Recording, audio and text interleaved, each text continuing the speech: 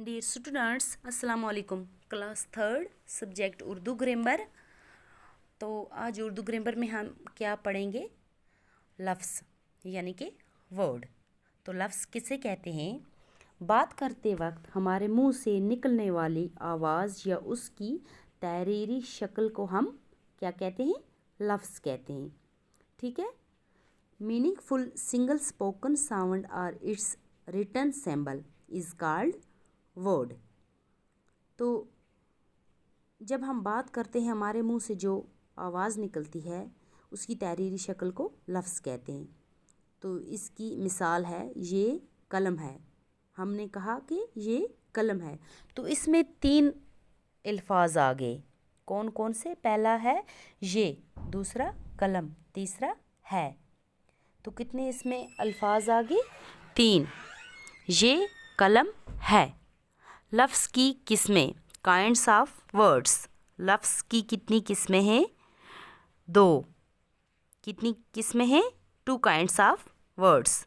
लफ्ज़ की 2 किस्में हैं।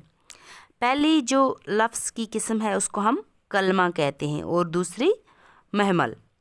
तो कलमा बामाना लफ्ज़ को कलमा कहते हैं, यानी जिसका कुछ मीनिंग हो, जिसका माना हो, उसको हम क्या कहते हैं?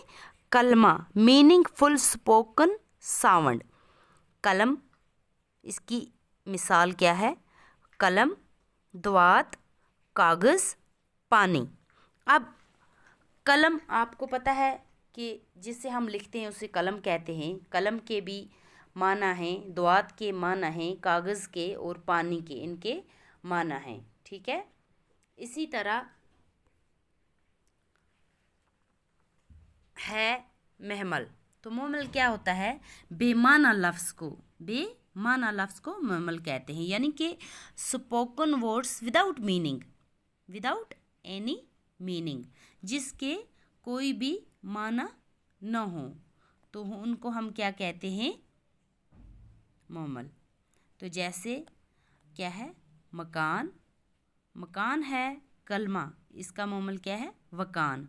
इसी तरह पहाड़, शहाड़, दुकान, वकान, चाय, शाय, सड़क, शड़क, कॉपी, वापी, लड़का, वड़का, फोटो, वोटो। तो ये जो पहला कॉलम है इसमें दिए गए हैं कलमा, इसके आगे इसके महमल। इसी तरह दूसरे पार्ट में भी कलमा, उसके आगे उसके महमल। तो मकान, सड़क, पहाड़, कॉपी, दुकान, लड़का, चाय, फोटो क्या है? कलमा है।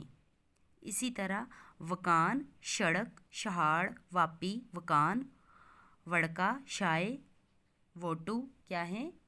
महमल। तो इसकी नीचे ये मश्क दी गई है। आपको क्या करना है? तस्वीरों की मदद से क्या करना है? मदरज झेल तस्वीरों के नाम लिखने हैं। ये जो नीचे तस्वीरें दी गई हैं इनके आपको नाम लिखने हैं। जैसे पहली तस्वीर में क्या है? मकान है, दूसरी में क्या है? कुर्सी, तीसरी में क्या है? कलम।